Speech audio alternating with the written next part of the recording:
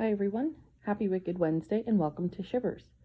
Today I wanted to talk about some of the scariest and most popular horror books that may make for great holiday presents for your fellow horror-loving friends. Starting off our list with the most well-known horror book in the genre, suited for all ages, we're talking about the Goosebumps series.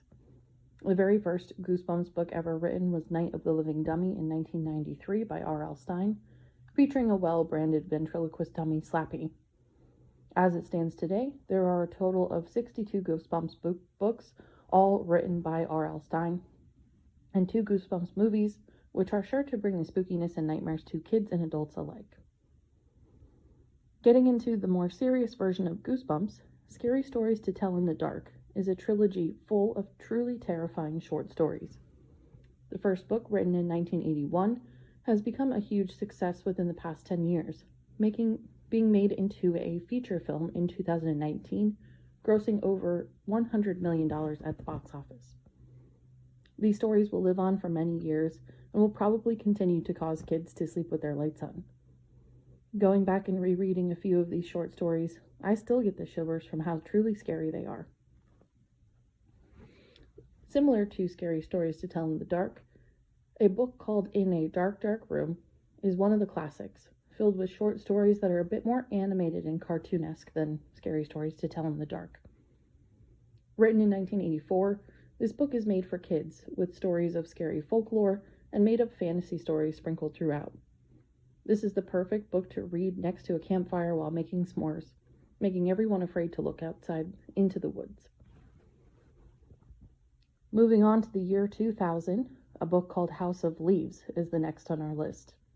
Looking more like a textbook than a traditional novel based on size alone, House of Leaves is a very unique read and is very meta in its style of writing.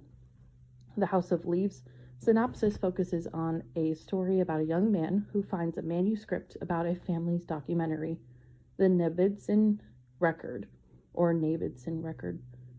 which details their experiences in a strange house.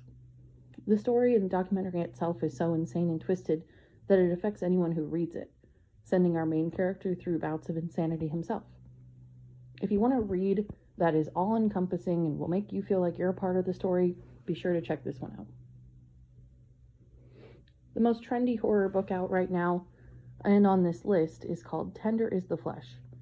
Written in 2017, Tender is the Flesh portrays a society in which a virus has contaminated all animal meat. Because of the lack of animal flesh, cannibalism has become legal.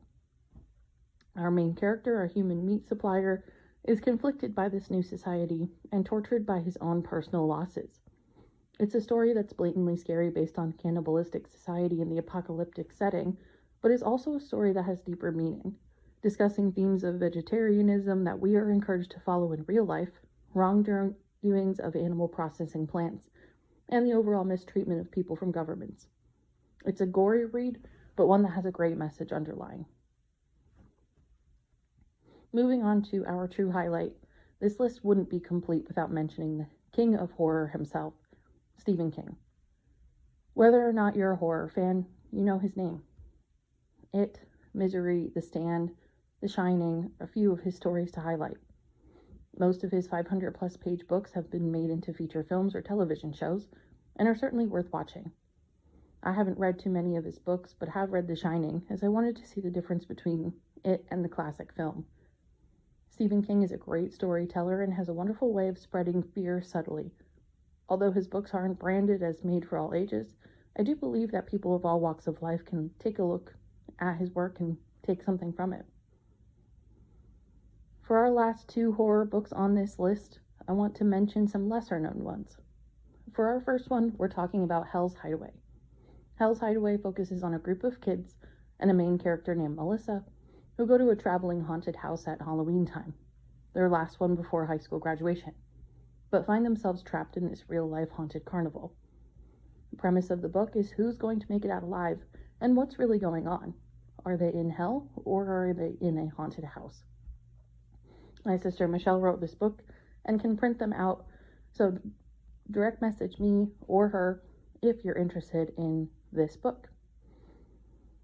As our final book on this list, this is a Shivers exclusive coming in 2023. I'm writing a book called Burn That Bitch Down. This is a horror book that has a number of underlying messages, focusing on themes of BDSM, the idea of right and wrong being an illusion, and the fears of organized religion.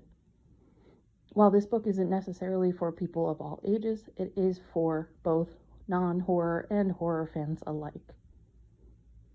Thanks for listening to today's Wicked Wednesday. Keep an eye out for these books and more as last-minute presents for your friends, loved ones, or for yourself. For those of you who want to continue talking about all things spooky, you can sign up for the Shivers Meetup page and be actively part of the conversation and discussion. We'll be adding some more in-person events for 2023, which can be anywhere in the US, so feel free to send in your requests for events as well. Enjoy your day, and happy holidays, everyone.